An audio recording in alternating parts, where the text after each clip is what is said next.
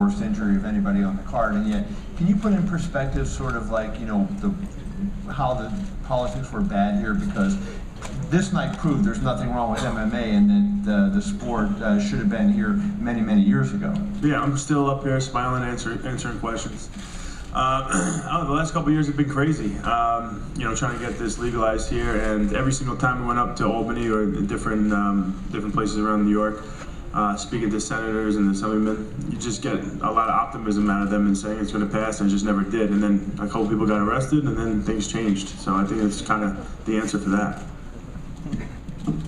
Just a quick question for you, Chris. How many stitches in your head? Take it easy, buddy. I'm fine. No, I'm just kidding. I don't know. I probably broke the record. I know I beat Wonder Boy in something tonight. I definitely got him in stitches. Question for Steve. Phenomenal performance tonight. So close. How heartbreaking is it though to have it end that way, that it was a draw? You know what? It was better than what it was in the beginning. You know, having him, you know, winning the title. They came back and said it was a draw. I'd take it. I mean, it's not a win, obviously, so it's definitely disappointing. But hopefully we can do it again, man. You know what I mean? Hopefully we can get this this fight happening again. You know, end up getting fight of the night. I know it was exciting. I know the fans loved it. So, yeah. Walk us through that third round, because or the fourth round when he landed the punch and then the guillotine. Kind of walk us through that, because you survived, which is incredible. But I mean, kind of walk us through what did you remember about that moment? How did you get through that? You know, the punch, it really didn't. I was still coherent. I could still see. Got right back up to my feet. He ended up getting the guillotine. It was very tight right off the bat. Ended up defending it well. Get my butt up in the air. I could feel him, you know, really struggling to try and get it. So I was like, you know what, you know, sit here for a second, try and work my arm, try and get my head out, see if he can burn his arms out. End up getting my head out, and you know, threw a few shots right after that, and the bell rung. So in the beginning, it was very close. Yes. Two quick ones, real quick. One, did you think you won?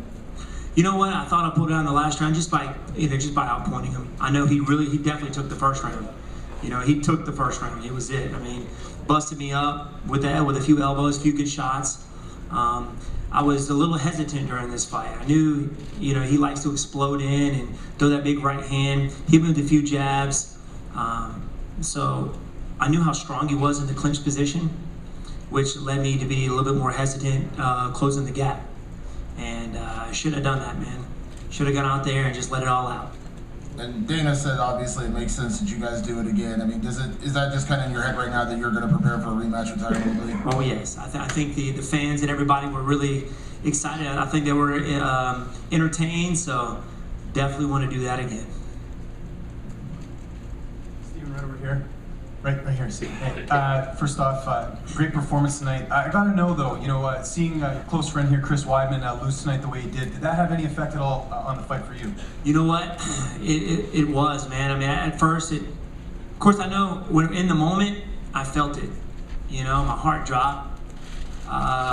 For something like that, it happens to such a good guy, good friend, man, and now family member. It hurt me, man. It hurt me deep. You know, but I knew I had a job that I had to do right after that, so I had to stay focused on it. And you know, getting you know, that fourth round where you're in trouble, did you sort of grow tonight as far as being a fighter and overcoming that and, you know, surviving? I think you gained a lot of fans from that tonight by you know, getting through it. Well, thank you. Yeah, man, it was very close in the beginning, but I told myself this is the title shot, man. You know, I'm never the type of guy to give up. In that fourth round, I was just like, I'm not doing this. I'm not tapping. If this guy's gonna, you know, guillotine me, I'm gonna give this guy hell. But I ended up getting out. Obviously, his arms loosened up a little bit, and ended up popping my head out. But it was close in the beginning. But I told myself, there's no giving up here. Question for Chris up here in the middle. Forgive me if I lost my voice on Thursday, so if I squeal, I apologize. If I lost my voice, so it's back. When you first entered the arena, coming into the crowd, it looked like you paused for a second or two. Can you just talk a little bit about what was going through your mind at that time? It was a dream come true. It was everything I imagined until I lost. But that walkout was truly special for me. Just all the dreams being realized. You know, I've had so many ups and downs in the sport, and so many times I thought this was going to get legalized, and I imagined fighting here in New York, and for it to finally happen, and to have a crowd like that and that type of support after traveling around the world and fighting everywhere else besides my home state, it was a dream come true walking out.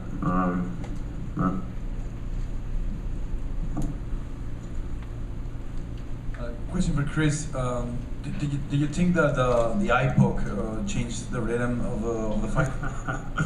Honestly, I haven't given any of that any thought at all. I know I definitely, as many people told me before the fight, don't get frustrated with any like antics that might happen. I know my coaches told the ref and the commission before the fight about ice on the floor and putting too much water on him, and then they take time rubbing it off him, and it happened twice, and I got a little frustrated, even though I should have not got frustrated, but at the end of the day, now eye poke and the water on the floor, it's not something I'm focused on right now.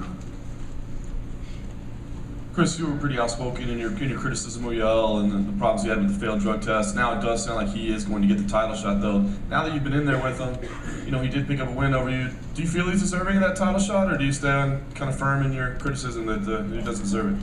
Well, he just put a good performance against me. Yeah, but the performance answer stuff, I was kind of with Bisbee. I started thinking about before this fight, just people who fail PED tests. I just feel like I shouldn't even be fighting them anymore. But a lot of guys I've fought in the past have failed for steroids. Almost a good majority of my last 6 fights. So I've been fighting these guys, and he was another guy who failed the drug test. And I got to go out there and try to get a W.